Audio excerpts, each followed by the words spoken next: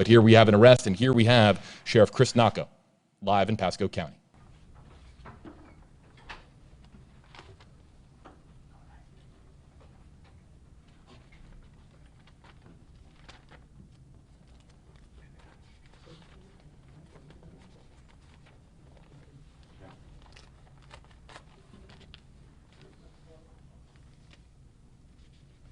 Everybody good to go? Evening. I want to start off with our thoughts and prayers are with the family and friends of Kathleen Moore. And we're often victim advocates and any assistance that they need during this time.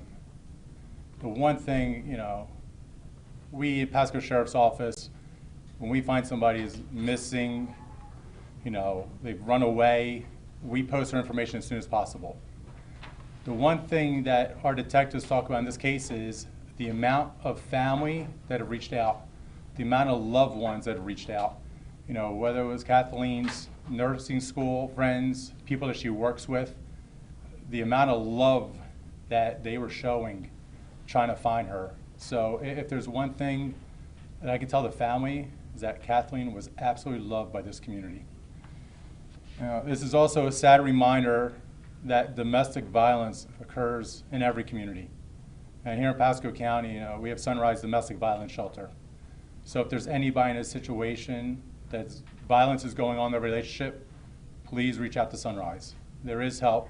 There are people that want to help you. Whether call 911, get the sheriff's office, we will get you in touch with Sunrise. We need the community's assistance right now because we are looking for the body of Kathleen. We need any tips we can get, and I will get further into that information. But the other part is, which I know a lot of people have figured out there's an arrest. The Pasco Sheriff's Office, along with the State Attorney's Office, I want to thank Bruce Bartlett for his leadership there. We've arrested Collin Knapp with second-degree murder. So a lot of the information I have is still preliminary. This is still an ongoing investigation. Sergeant Rosa is here. He leads up the Major Crimes Unit.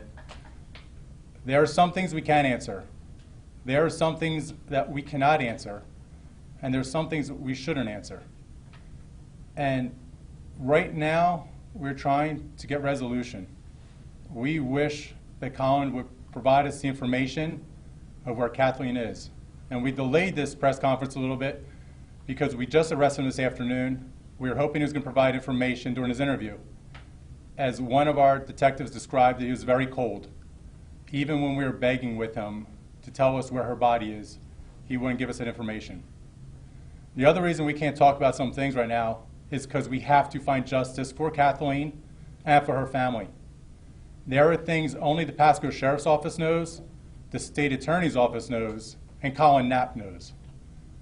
If we release that information, we can hinder the investigation, we can hinder prosecution, and we can hinder justice in this case.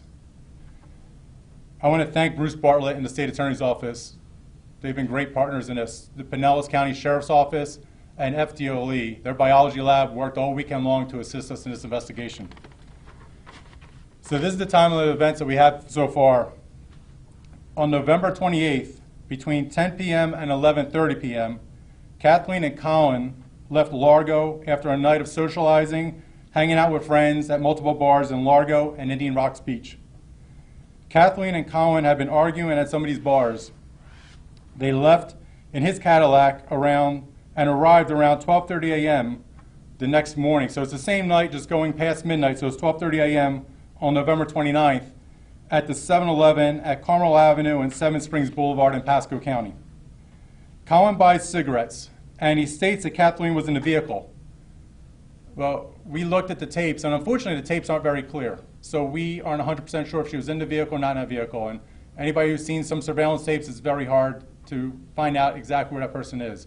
But we're still trying to look for more information on that part. Collin told us that they go to the Carmel Avenue, his residence on Carmel Avenue, where they have another argument. At this point, Collin claims that Kathleen left with her backpack and just left the residence. There is no evidence that we have right now that shows that she left that residence. So Collin then, about an hour later, he decides to go to his job, which is at Harold Seltzer Steakhouse in Port Richey. He's a kitchen manager there, and he wanted to complete a meat inventory order around 1:30 a.m. I also want to thank Harold Seltzer's restaurant. They've done a very good job cooperating with us, providing us information, so I want to thank them very much for being a partner in this case. Kathleen, she went missing early Monday morning. We cannot find any evidence after the fact that he told us she was at his house, from that moment on. She was originally reported missing out of Pinellas County. Pinellas County got that case early Tuesday morning. Pinellas County started running with that right away. Then later on in the afternoon, they realized she was last missing in Pasco County. That's when Pasco County picks up the case. The preceding days after that early Monday morning, when everybody lost track of her, nobody's seen her. Nobody saw her at school, nobody saw her at work. She was supposedly very active on social media. No accounts, nothing was being seen on social media. Pinellas County then pinged her phone, and there was a man who had found her phone at the Walgreens. He actually tells us that he dumpster dives, and he found that there at the Seven Springs Boulevard and Little Road. So we continue to follow up information there.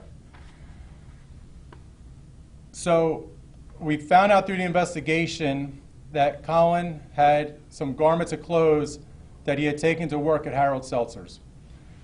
He then puts it in the dumpster there. We find out in the investigation.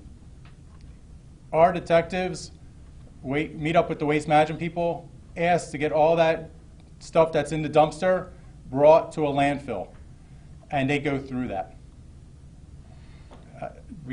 I can't tell you the dedication of the women and men in that unit, of the entire Pasco Sheriff's Office, but let me just emphasize in that unit right now.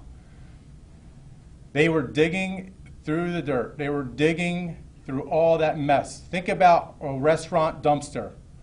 They were going through it. Day in and day out. They were constantly going through it. There are women and men in that unit that have barely slept in the past 6 days. They have a few hours of sleep. That's how dedicated they are. We've had canines out there searching. We've had drones out searching. We've had every tool possible. We do everything. When somebody goes missing, we will put every resource out there to find them. As they were going through that search, they find his article of clothing, and they find bloodstains on it. We send those bloodstains to the FDLE. Again, I thank the FDLE biology lab. They did a phenomenal job. They worked relentlessly. They matched those blood to Kathleen. So we went back to State Attorney Bruce Bartlett's office, who got a judge to sign off on a second-degree homicide warrant for Collin Knapp, which we immediately served this afternoon. Collin Knapp, his date of birth is 6/1991. He has 10 previous felony arrests and 9 misdemeanor arrests since 2004. Some included ag assault, ag battery, and domestic violence. In that case, Kathleen was not involved. Again, our hearts and prayers pour out to the family and friends of Kathleen Moore. I know you are all searching for a better resolution, and we all were. But unfortunately, this is what we have. And so I ask God to look over all of us and to look over you, because I know you're looking for answers. I know right now you are in awful pain. And may God bless you during this time, and know that this Sheriff's Office is going to continue to work hard with Bruce Bartlett and the State Attorney's Office to ensure that justice is done in this case. And I know it won't bring her back, but at the same time, know how much she was loved by so many people in this community. And if that's the one thing that our legacy is, it's how much we are loved by others, she has a legacy that's greater than so many of us will ever have. Again, for the fact that domestic violence occurs in every community, if you're in a domestic violence relationship, please get help. There are people that want to help you. They don't want it ending like this. For Collin Knapp, who's in this facility right now, know that there is a God. Know that he knows all the answers. And right now you have an opportunity to do something positive when you had done so much evil. Please share with us right now where Kathleen is. so we can do something for the family. We can give them some type of resolution. The other one is, anybody out there with any information, please, this is the location if you have a tip, if you have any information, or is there anything that you could provide us, please go give this number a call. In the next hour or so, we're going to be putting up information on the Pasco Sheriff's Office Facebook page. That's going to have a description of the vehicles, some more information out there that we need your assistance on. Investigations are done by working with law enforcement, not by trying to create your own investigation by yourself. If you are out there and you have information and you don't share it with us, you are hindering the investigation and you're not helping her family out. Please go to Pasco Sheriff's Office page, provide us the information, call this number up. That's how we solve crimes. Because there's one thing you also have to realize. We follow the Constitution of the United States and of the state of Florida. We have to make sure that justice is done in the courtroom. We do not want to do anything or hinder this investigation or harm prosecution that will not bring justice to Kathleen. So if you want to bring justice for Kathleen, let's do it the right way. Let's work together, provide us the information so we can get the prosecution of this case and help the state attorneys out.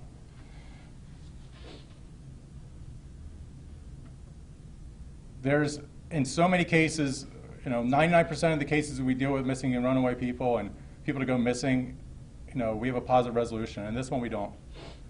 But again, I give everyone out there the knowledge that the Pasco Sheriff's Office will do everything in our power for Kathleen's family, whether it's victim advocates, whether it's our chaplain corps, whether it's our prayers, and right now it's our detectives going out there to try to find out where she is.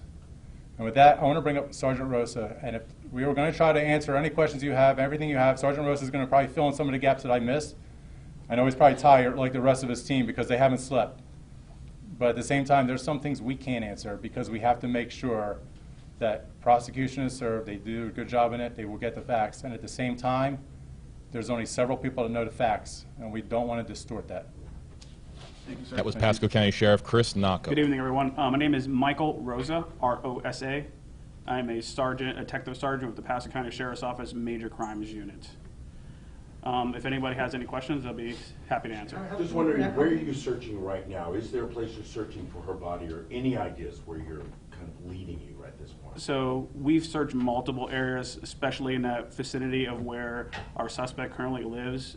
We've done multiple searches. We are still searching. We are taking in tips. The sheriff, like the sheriff said before, we're going to release the suspect's vehicles to everybody in the community and want people to reach out to us and see if they saw that vehicle in a certain time period, so we can also have different searches. Unfortunately, this suspect had multiple hour head start on us, so we didn't get involved in this investigation approximately 35 to 40 hours after she had gone missing. So where to search, we don't know, but we've searched multiple places. Our K-9 units, our drone team has been out. We have had multiple detectives, up to 20 to 30 detectives, out searching multiple different areas in Pasco County. So how are you able, without a body, how are you able to make the determination that she is deceased based on a little bit of blood evidence? How were you and other investigators able to make that determination? So yes, there was some blood evidence that was identified as hers on our suspect's pants. However, there's lots of blood that was located during this investigation. There's more to it, sir, than just that. However, there's a lot of parts in the investigation that brought us to probable cause. Can I get the suspect's spelling's name, please? So it's Collin Knapp. And do you have that here, sir? Yes. Let me make sure I spell it correctly. C-O-L-L-I-N K-N-A-P-P. Oh, spell that again? First name? Yeah, it's the last name. I'm going to start over if you don't mind, sir. C-O-L-L-I-N for everyone. K-N-A-P-P. He's a white male, 6'19" of 91. Is there a reason why he wasn't able to be named a person of interest or a suspect in this case earlier? So not necessarily. So it was probably a strategy to that we were trying to keep him cooperative and keep him working with us. And probably if somebody called you a suspect or a person of interest of a crime, you probably wouldn't deal with law enforcement anymore. Has he exercised? So no problem. So that would be the strategy of that, ma'am. What was the first interaction with him like then? Was he not forthcoming with you guys from the beginning? So there was multiple things that he said during his first statement of us that we found inconsistent that made us very suspicious of her whereabouts. Has he been cooperative in any way, or is he exercising his Fifth Amendment right? So at this time, he's exercised Fifth Amendment right to be silent. He's requested an attorney at this time. However, in the very beginning of the investigation, he was cooperative. However, he was very inconsistent in his cooperation. Based on the amount of blood and where you guys found blood, do we have any indication on possible cause of death or manner of death at this time? Not at this time, ma'am. Sir, how important is it to find this body to have a successful prosecution in this case? So that would be important for multiple reasons. The most important reason to find the body is for the family. We want to find it. Obviously, we want to find the body for our investigation. However, there's been multiple investigations that have been made with a no body found in the homicide investigation. Can you go over his previous record again? I know you talked about he has a number of felonies, and kind of give us a sense of the extent of that in the most recent time he's been a guest of the state. He's been arrested multiple times. I know the sheriff listed off all the charges. We are looking into more details on those cases. Some of them were domestic violence. However, they weren't with this current victim, a different victim. So we are also looking into those cases as well. But how many of the felonies, because you listed the number of felony convictions. The amount of convictions I have to go back on, he has been arrested though for 10 felony and 9 misdemeanor since 2004. 10 felonies and 9 misdemeanors. He's been arrested. Arrested for. I'm not sure about the convictions right now. I don't have that with me right now. Ag assault, aggravated assault, aggravated battery, domestic violence. I know there was some narcotics in there also charges. Ag assault, ag battery. Domestic violence. And I think the domestic violence was in 2013. Have there been any previous reports of domestic violence incidents at that house while he was with Kathleen during the course of their relationship? I know it was on again, off again, according to friends. So our suspect and victim are mostly from the Largo area of Pinellas County. Our suspect has lived in Pasco County very long, approximately a year. He owns that home that we are currently looking at. He and her do not have any history in our county. Do they have history then in Pinellas? No, only history of arguments and possible domestic disputes are from family and friends telling us that. We have no idea at this point where her body may either be in Pinellas County or here in Pasco. We have no idea the location of, any idea of the region? So, no, sir. So what I can tell you is approximately 35 to 40 hours. Like I said, I hate to say it, a head start, but our suspect had 35 to 40 hours. So, in theory, the body could be within that distance of time. Do you know how long was their relationship between them? Approximately 5 years, on and off, boyfriend and girlfriend. Can you confirm the location of the long range where her phone was found in that dumpster? So I apologize, I don't have the actual address, but it's 7 Springs Boulevard and State Road 54.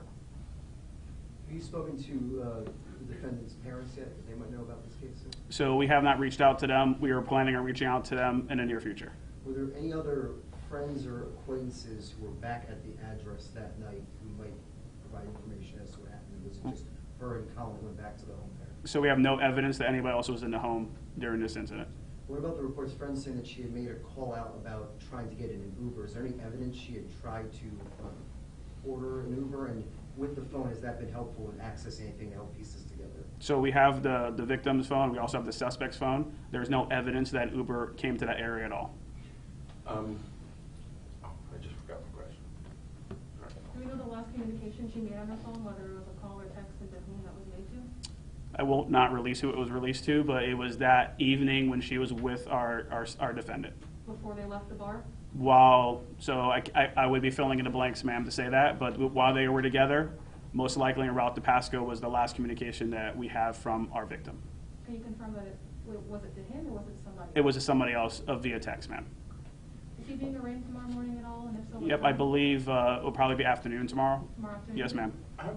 Any idea of how close the Walgreens is to his home? In very close proximity, Okay. maybe 3-4 blocks away. Okay.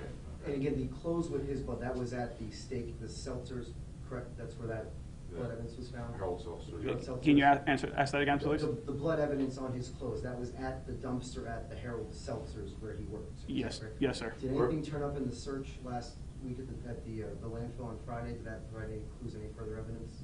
So, yeah, so to clarify better, we had that dumpster, it's a compact dumpster that's at Mr. Seltzer's restaurant, brought to the landfill to be searched there. So the actual clothes was found at the landfill? Well, technically, but the dumpster was dumped out at the landfill for us to have an area to search. And then that's where we found evidence, the evidence that you're speaking of, and other evidence as well. Is this the Harold Seltzer's in Fort Ritchie off of US 19? Yes, ma'am. Again, I would like to say to the Harold Seltzer and his whole staff have been 100% cooperative in the investigation. Everything we've asked for them, they absolutely volunteered and helped us out with that. As far as searching for surveillance video, any kind of footage that between his home and Harold Seltzer's or anywhere, how are you going about kind of trying to collect all that? So that's a very hard task. We've had uppers of 20 to 30 detectives between Pinellas County Sheriff's Office and Pasco Sheriff's Office, because that's the route they took, and in our area looking for video. We've gotten lots of video. I know he stopped for cigarettes, and that was when he claimed she was in the car. Yes, ma'am. Where did he stop? What's the address of that location? It's the 7-Eleven adjacent to the Walgreens. How well, and you may not be able to answer this, about how well have you been able to trace their path through some of the surveillance video and footage that you have so far? How is it kind of a matter of piecing that together, his path? It's very difficult of piecing exactly the route that the suspect and the victim took, but we are doing the best we can trying to find that. All right. We appreciate it. Thank you very much. Thank you all very much. Thank you. Good to see you, Sheriff. Good to see you.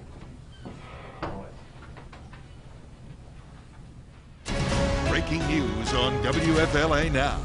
Here is JB Biunno. Kathleen Moore, as announced by the Pasco County Sheriff's Office tonight, dead at the age of 34, victim of homicide. Arrested in her homicide. This mugshot just in seconds ago into the WFLA newsroom, the new mugshot just taken today in the arrest of her boyfriend, 30-year-old Collin Knapp.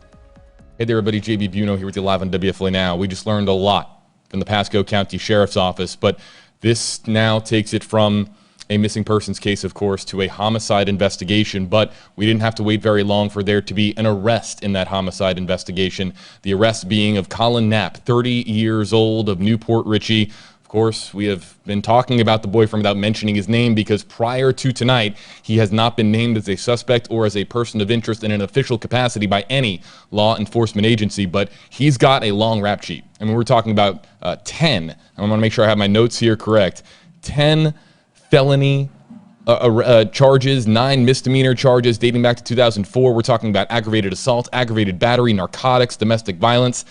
This is somebody who has had multiple run-ins with the law. During the press conference, we were showing you mugshots from his arrests in Pinellas County, just south of Pasco County, from those arrests dating back to 2014 and 2015. I want to bring this back and talk about Kathleen Moore. And you heard there from Sheriff Chris Nocco, who you could tell just touched by just how many people were trying to do everything that they could to find Kathleen Moore safe and alive. There's a lot to break down here with what we just learned as far as Kathleen Moore's death and how she is a victim and how we have yet another case of somebody being deceased, perhaps connected to domestic violence here in the Tampa Bay area. It's, of course, extremely troubling. But right before this press conference got underway, about 45 minutes prior to the press conference, our own Justin Shecker, who our YouTube audience saw at the very beginning of this stream, did an interview with Kathleen Moore's mother. And Kathleen Moore's mother was called, given, of course, procedural, a heads up, a courtesy call, as you would expect from a law enforcement agency, a courtesy call to her to let her know that this is now a homicide investigation and that they had, in fact, made an arrest. So Justin Shecker doing a Zoom call with, right here in the Tampa Bay area, Kathleen Moore's mother, Karen Moore, who spoke to Justin, and she knew. She says that she knew that something had happened to Kathleen. I had that gut feeling. It's like a mother's instinct, and you just know when you don't, when you can't sense your child's spirit, you can sense them, and I could not. And I just had that gut feeling. What does justice for your daughter Kathleen look like? Well, first of all, prayers, and prayers do help a lot.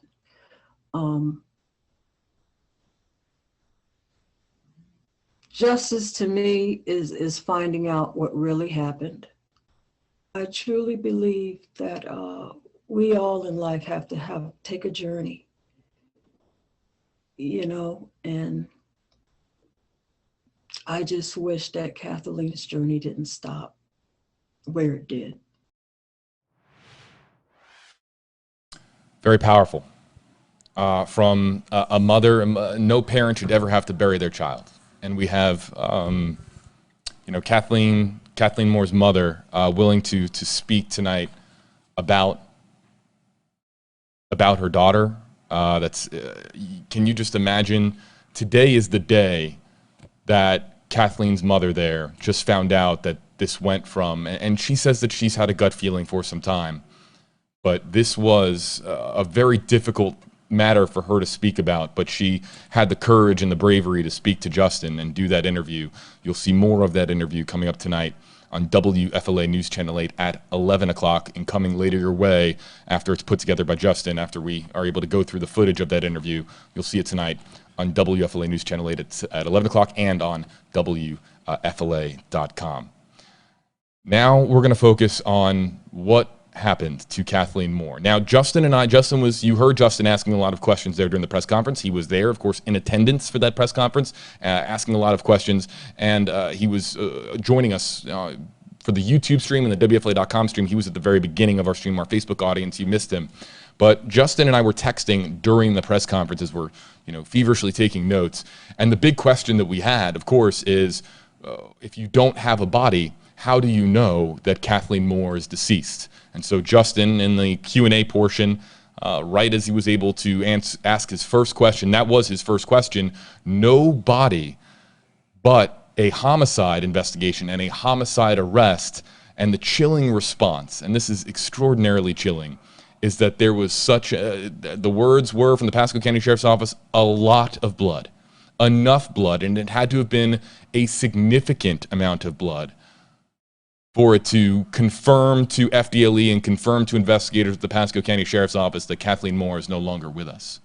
And that blood found on garments of clothing that were in the dumpster at Howard Seltzer's steakhouse where he worked.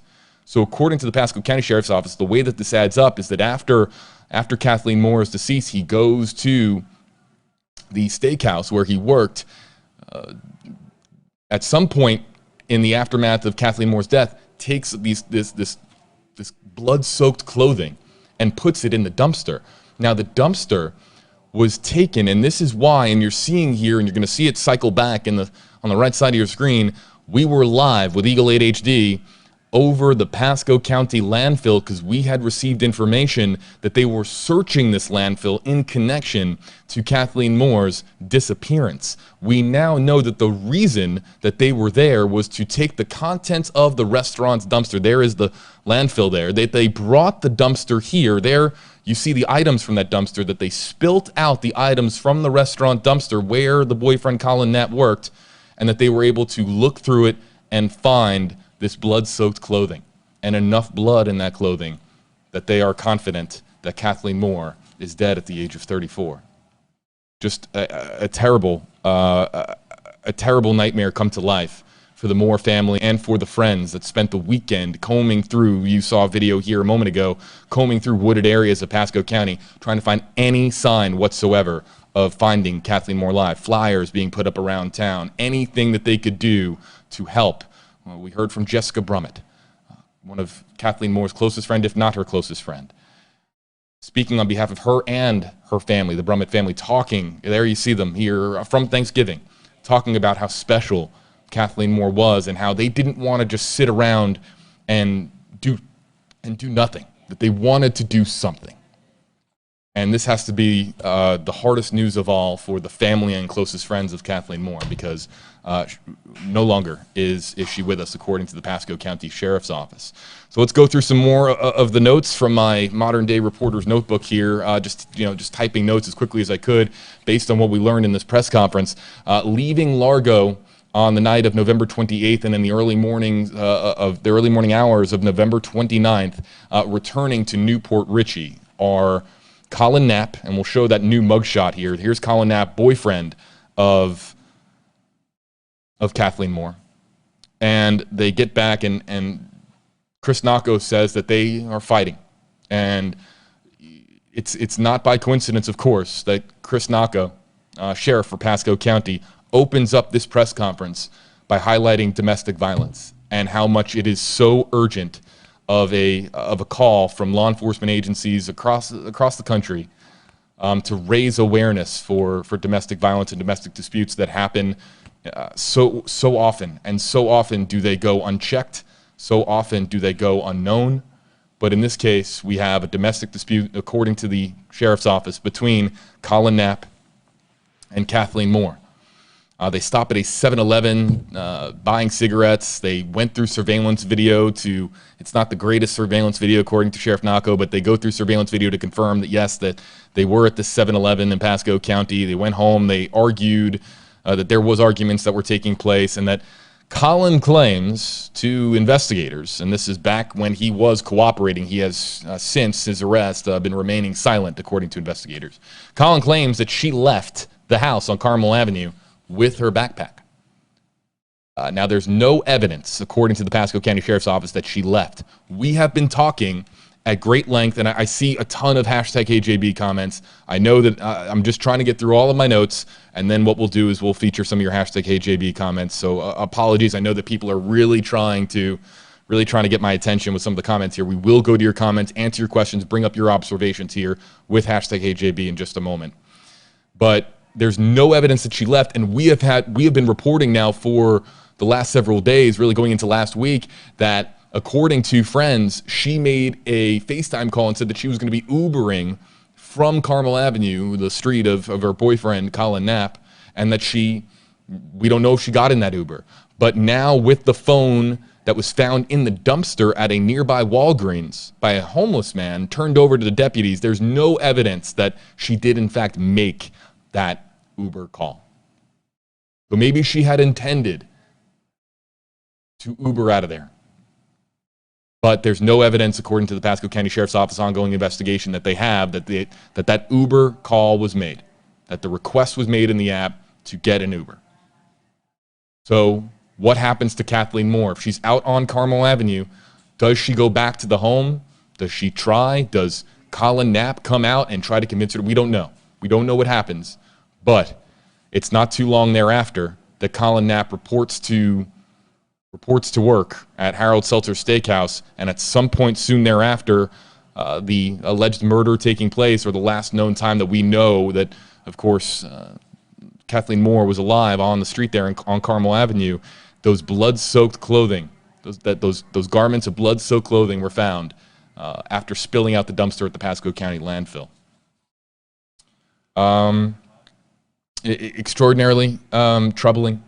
If you're watching at home and you're just, I've already seen a lot of comments. People just dumbfounded that this could continuously happen, and that this continues to happen as far as we're losing people to cases involving domestic violence. It's just it's tragic. And you heard him give, and rightfully so, Pasco County Sheriff Chris Nocco giving a shout out to Sunrise Shelter of Tampa Bay, Sunrise Shelter of Pasco County, that is a domestic violence shelter, a great organization, and anyone, and I'll speak for myself, anyone who is suffering in a domestic violence relationship or is suffering from domestic abuse, seek help. Seek help. There are organizations out there that will help, and for most, and hopefully all of us, there are loved ones there are loved ones you can call, loved ones you can talk to, and hopefully we can stop this from happening once and for all. But again, that's according to the Pasco County Sheriff's Office. We have to be responsible in our reporting. Collin Knapp charged with second-degree homicide in the death and in the homicide of Kathleen Moore, even though her body is still unfound. And that's what we'll end with before we get to your hashtag HJB questions and comments. And I'll ask that you start filing them in here now, because if any, there's no chance I'm going to get to the ones that have been coming in over the last 10, 15 minutes. But it's important to note, Kathleen Moore's body has not been recovered. If anybody saw Collin Knapp in the early morning hours of November 29th, you heard it there in the press conference. You're asked to help out. Maybe you saw something suspicious. Maybe it was, we don't know entirely when the body was disposed of based on this press conference. The homicide could have taken place at one point in time, and then the body could have been disposed of afterwards. We don't know. But if anybody has information, you're asked to come forward. Let's get to some of the comments and the questions that are coming in. How this works here, everybody, and for those of you who have been watching before or watching previously on WFLA Now, interactive journalism, this is what we do. This is how this works. We can do our very best to answer your questions that you ask in the Facebook Live or YouTube Live comment section. We can also feature your questions on Twitter as well, using hashtag HJB across any social media platform. We can animate it on screen, but we don't want to feature your question or your comment if you're just here in the comment section and you don't want your comment to be featured on a news broadcast, a news live stream. So don't use the hashtag if you don't want your comment featured, but if you do, if you want to ask a question, if you have an observation pertaining to this case, please ask a question or pass along your comment, as I'm starting to read some of the ones. And listen, I already, Chantel, I see your comment coming in. Let me put this out there. Just because you use hashtag HJB doesn't mean we can't animate your comments on screen. What we have with a lot of live streams is family and friends, maybe colleagues of Kathleen Moore watching right now. And I know that people are asking some really gruesome details in the comment section about what could have happened to her remains. And I'm not, with respect in mind for who might be watching, I'm not going to animate those comments on screen. I know that they are pertinent to the ongoing investigation and hopefully to find the body of Kathleen Moore and bring that closure for the family and closest friends of Kathleen Moore, but I'm just not, those comments, I'm going to try to keep this as respectful as possible here, everybody. So we'll start with this one that just came in, and it's going to take just about 10 seconds for us to, there we go, animating the comments on screen. And let's start with Jeanette Alicia. Jeanette, thanks for joining us. Hashtag HJB. How can he be arrested for her homicide? Was it her blood on the clothes? Praying for her family and friends. Yes, so FDLE is when blood samples are sent away for DNA analysis. FDLE, it's a state agency, and they're conducting those tests. And according to the press conference that we just heard, the FDLE test was conducted, and it came back confirmed for Kathleen Moore. So the blood that was found, the blood-soaked clothing that was found after dumping out the dumpster from Howard Seltzer, the steakhouse where Collin Knapp worked, at the Pasco County landfill, when they went through it and they found this blood-soaked clothing, that blood belongs to Kathleen Moore. And it was enough blood, and let me just preface this by saying it had to have been a significant amount of blood for them to determine that Kathleen Moore is officially deceased. To declare her deceased without a body, it had to have been a significant amount of blood. Enough where they can determine definitively, forensics units can determine definitively, that no one could lose this amount of blood and still be alive. So it's troubling to think about, and troubling for no one more than the Moore family and Moore's closest family and friends.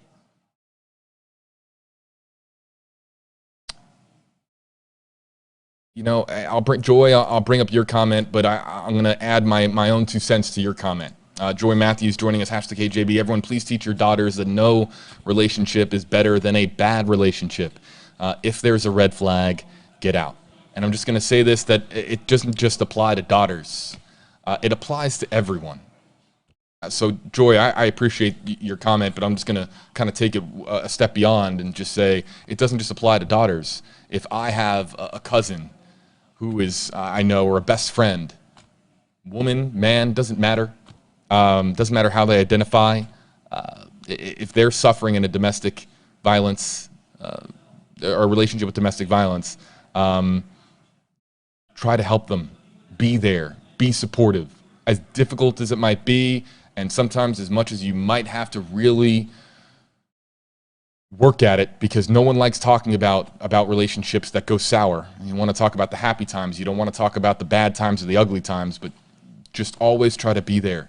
And if you suspect something, don't be shy about asking a question to hopefully be there for a person who you love and you don't want to see something tragic happen to.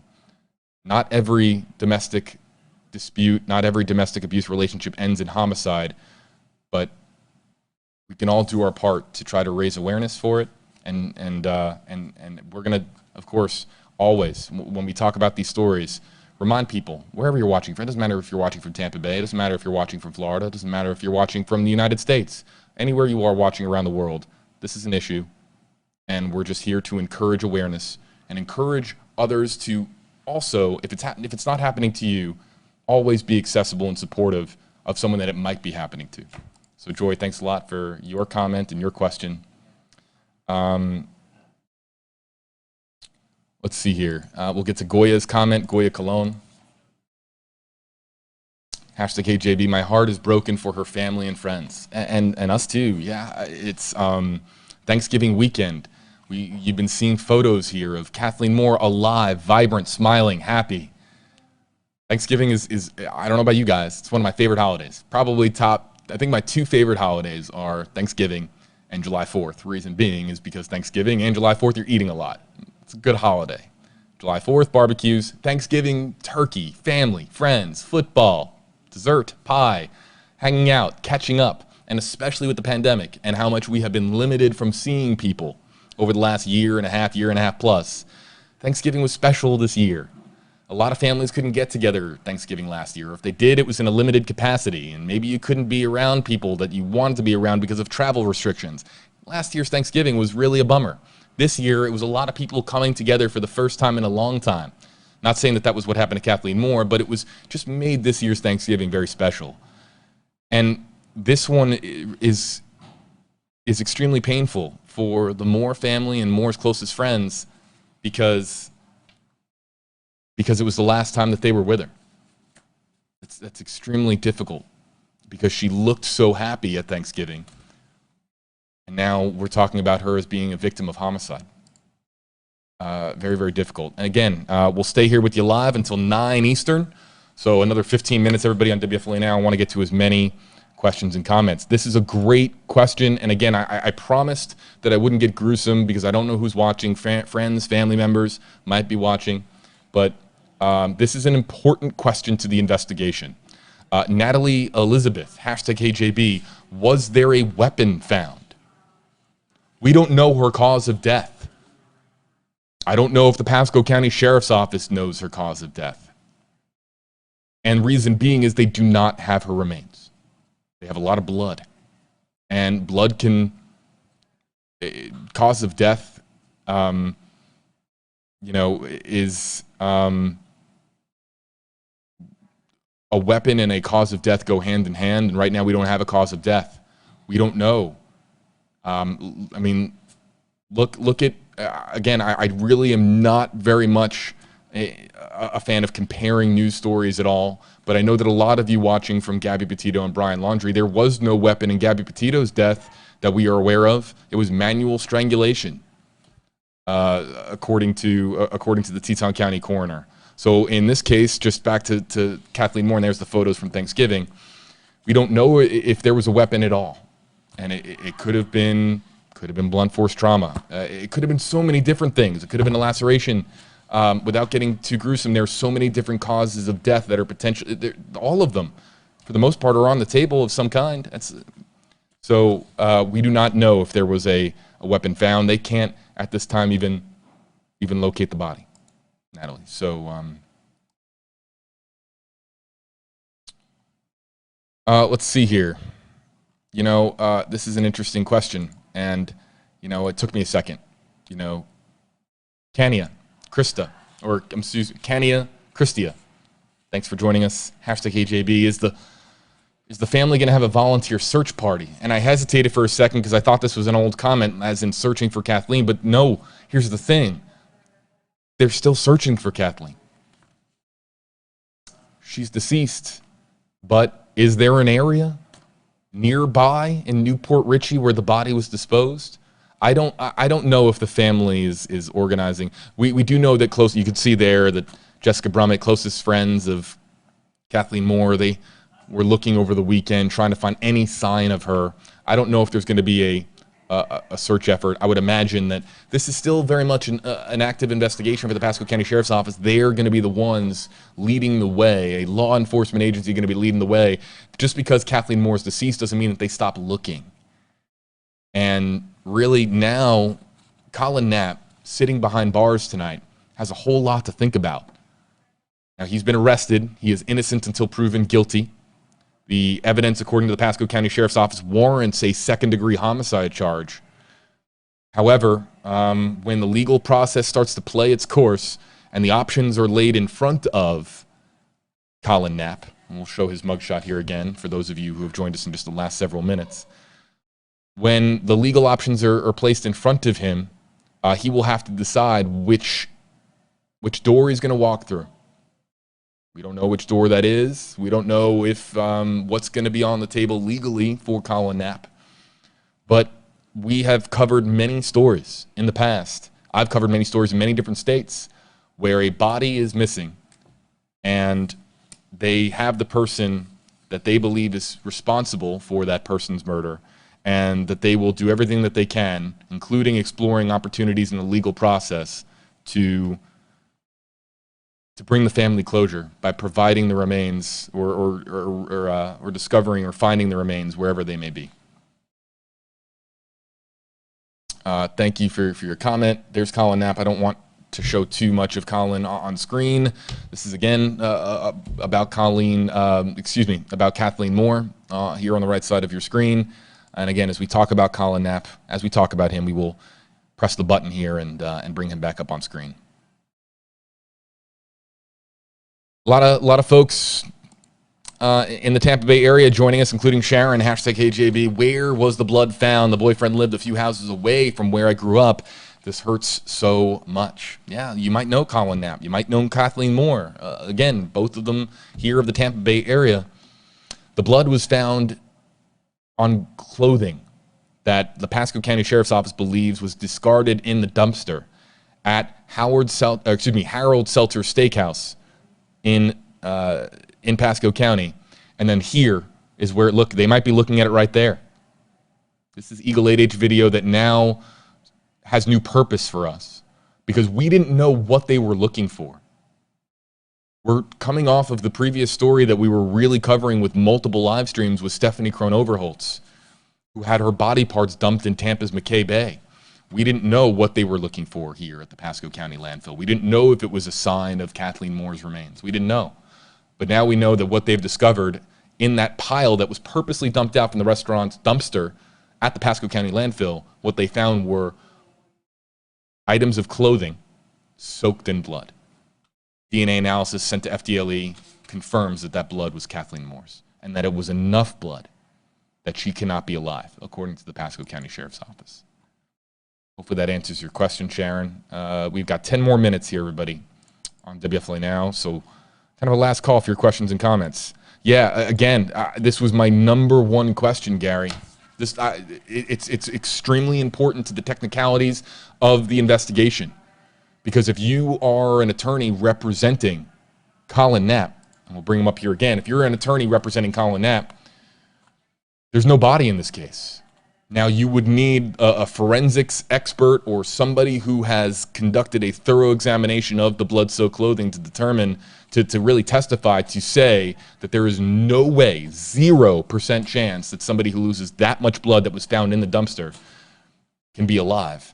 But Gary Randolph here, #KJB, if there's no body, how do they know she's deceased? Again, any attorney, it doesn't matter who you are.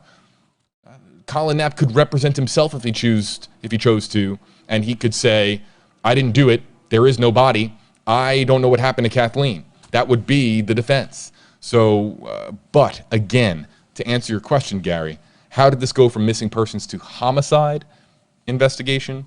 According to the Pasco County Sheriff's Office, there was enough blood found when they dumped out the dumpster at the Pasco County landfill, I know I'm repeating myself, but there was enough blood that they said that this person cannot be alive. And that blood matched Kathleen Moore.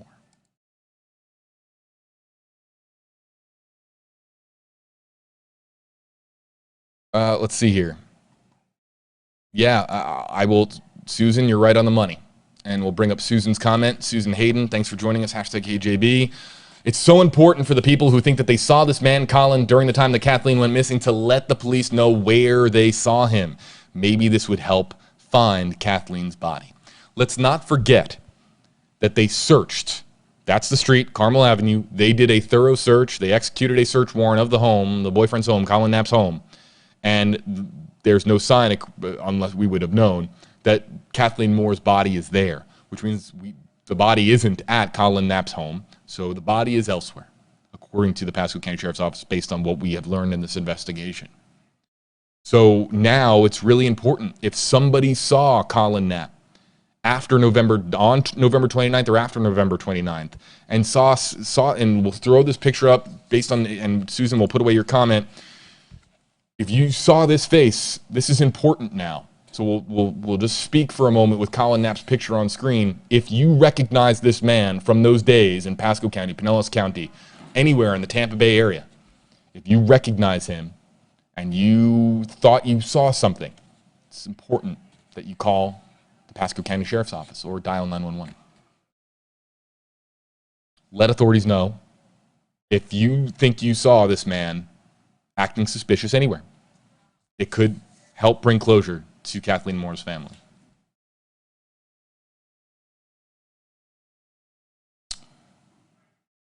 A few more questions and comments before we have to wrap up and get going.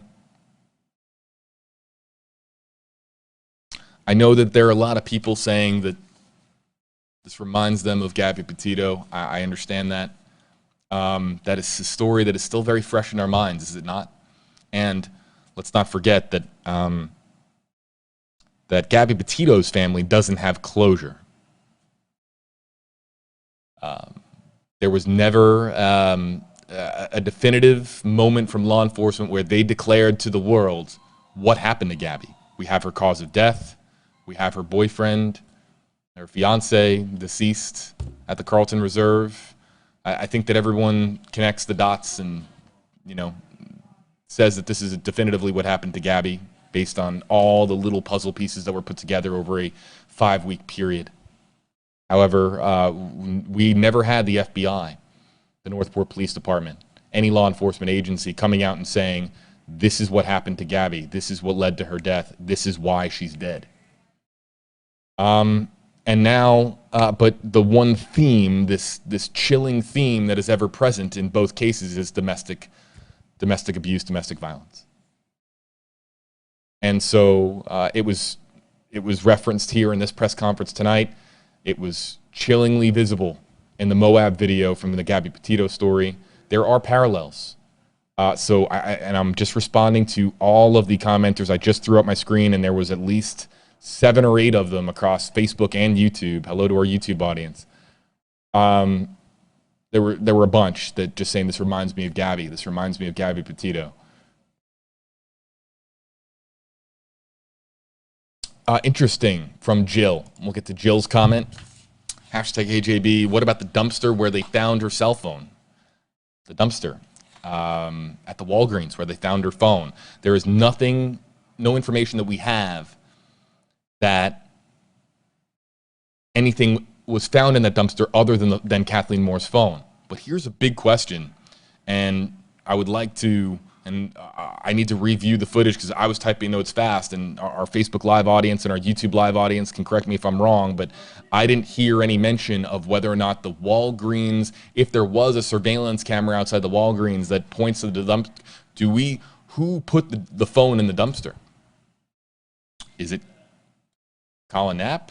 Did somebody find it on the side of the road and dump it in there? Because let's not forget, somebody could have taken the phone. It was cracked. We know it was cracked. Somebody could have taken the phone, threw it out the window. Homeless person might have found it on the street, tried to power it on or tried to input a passcode or anything and just said, you know what, this is a lost cause, and threw it in the dumpster. It's not necessarily, there's a lot of different ways that the phone could have ended up in the dumpster. But finding out who put the phone in the dumpster is, yes, a key part in the investigation, and when it was put in the dumpster. So this is a great mention here by Jill, and this is why interactive journalism is what we do here on WFLA Now. You bring up phenomenal points, and this helps as far as just now going forward. What are the important questions that need to be answered? And we know the questions, of course, to ask, but it comes into greater focus when you, our audience, are asking the same questions that we're asking, wanting to know what happened chronologically that night or in the early morning hours of November 29th. It all kind of comes into focus when we interact with our audience and all of these questions are being answered and all of these questions are being asked and then subsequently hopefully getting answered through participation from law enforcement and various people connected to the stories that we cover. So Jill, thanks for your comment. One or two more before we have to get going. Paula, I'll just throw up Paula's comment really quickly. When it loads. Oh, Paula, hopefully your comment didn't scroll. I think it did. I'm waiting for it to load. I don't think it made it. But it was a comment sending thoughts in. Oh, there. No, wait. I think I might have it. There it is. Paula. Hashtag HJB, continuous ongoing thoughts and prayers going up to family, loved ones, and friends. Paula, I think that your comment echoes a lot of other comments that we've had, people sending prayers. And again, looking for any other. This is a question now too that is going to get. I would imagine this gets answered, or at least they get approached in the days ahead. Megan Lynn, hashtag HJB. What does his family have to say? I would imagine that that Collin Knapp's family is gonna be asked questions, and whether it's from the media or neighbors or friends or family of their own, and we'll see if they have anything to say in defense of Collin being arrested. This is going to be the 11th felony in 17 years. 11 felonies, including this one, second-degree homicide, 9 misdemeanors, narcotics charges, aggravated assault, aggravated battery, domestic violence, a long rap sheet. And we were showing you some of the mugshots from his previous stints and his previous arrests in Pinellas County.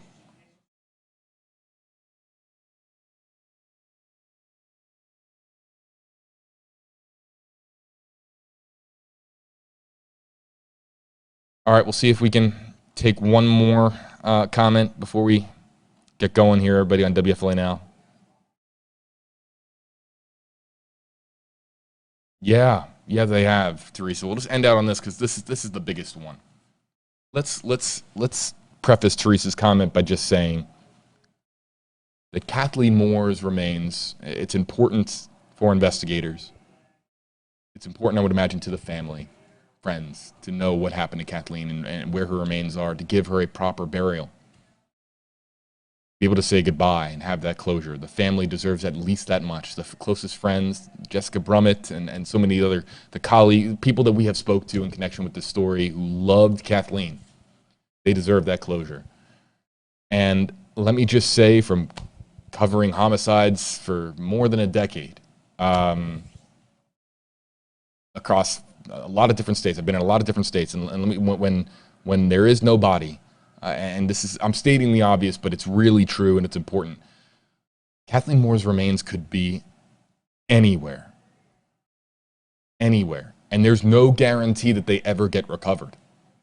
There are countless families out there who have lost a loved one to homicide, to murder, and the body was never recovered. Because there's so many different ways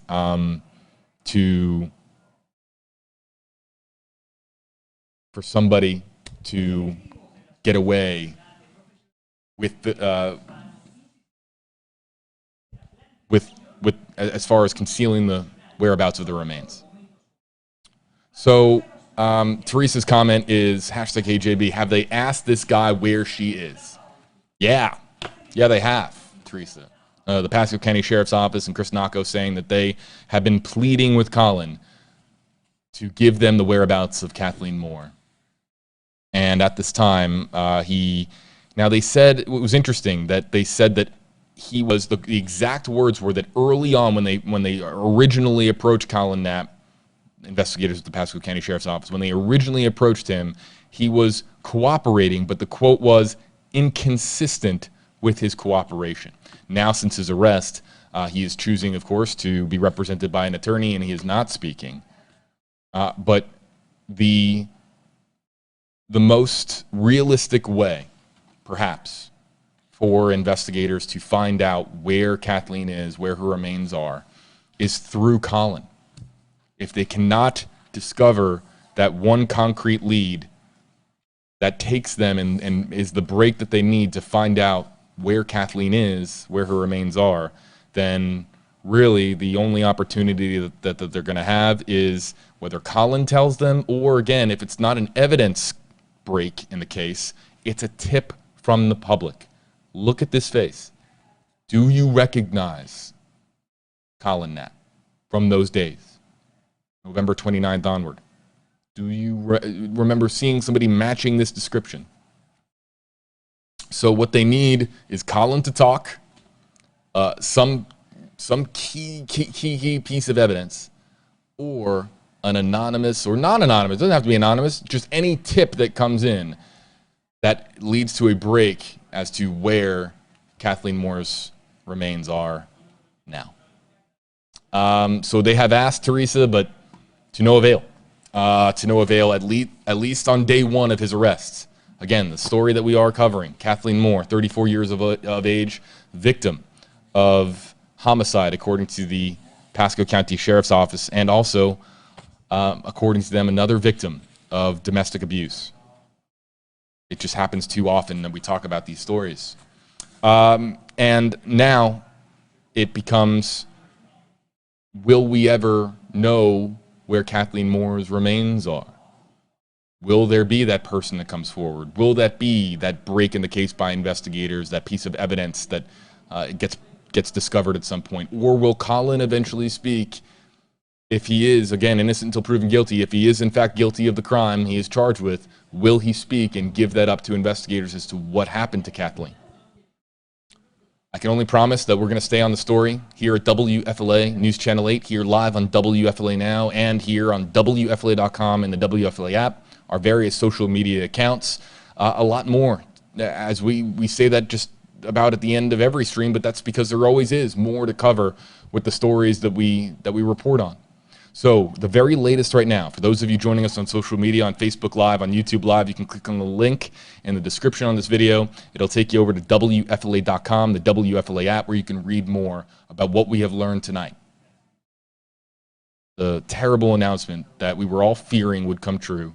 Kathleen Moore, dead of homicide at the age of 34. Her body, we don't know where it is. Pasco County Sheriff's Office doesn't know the body's whereabouts, but enough blood discovered, according to investigators and by that forensics unit that pulled up to the scene with the dumpster at the Pasco County landfill, enough blood that they can definitively say that she is no longer with us.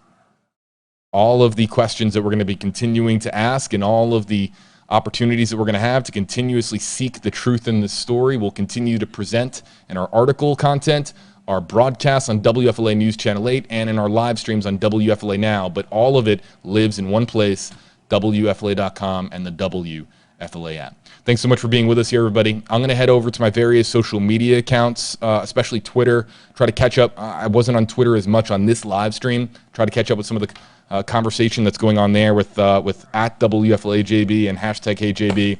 Look forward to again communicating with all of you and trying to do my very best to do what we do, interactive journalism here at WFLA Now, and talk with you and talk to you about the stories that we cover on a day-to-day here at WFLA. Thanks so much for being with us. More on WFLA.com and the WFLA app. Have a great night, folks.